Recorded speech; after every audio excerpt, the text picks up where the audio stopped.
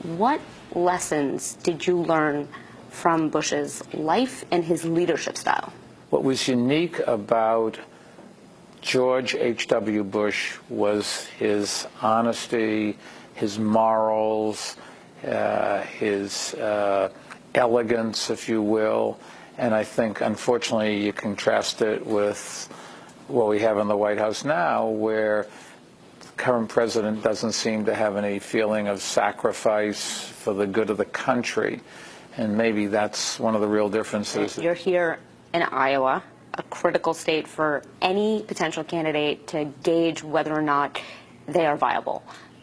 Why are you here?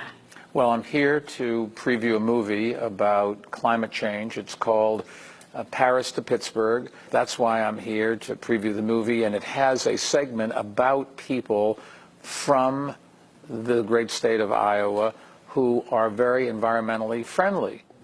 When I'm in New York and I see you run into people, I see people who, at least this probably happens to you about a dozen times a day, who tell you you have to run for president. Well, it's very nice when somebody says that, and somebody does occasionally.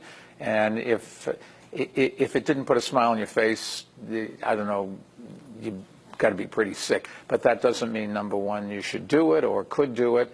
And what I've said is I'll look at the beginning of the year. Do you get a similar sense here in Iowa when you meet people? I want to understand what Iowa's all about. I want to learn. And one of my chief associates says, ask a question, make a friend. And so I want to know what makes Iowa tick. Biden said yesterday that he's the most qualified person for the job. Do you agree? You would think that anybody that's running for the job would think that they're qualified to be it. Joe Biden's a guy who I've known for a long time. He's a very competent guy. And there'll be 25 people or 20 people running on the Democratic side, all of whom I think would answer the question the same way if you asked it. Do you think you're the most qualified? I can't speak for anybody else.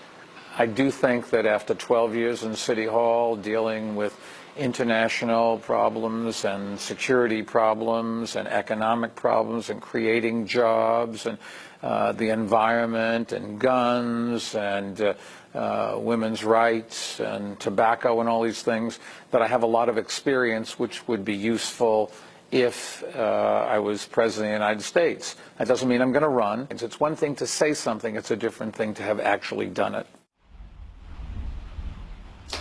John, Bloomberg also praised soon-to-be Speaker Nancy Pelosi, of course, breaking with some more progressive members of the Democrat Party on that particular front. But he also issued a warning to Democrats, saying that they were elected to make change, and now is the time to do it. John?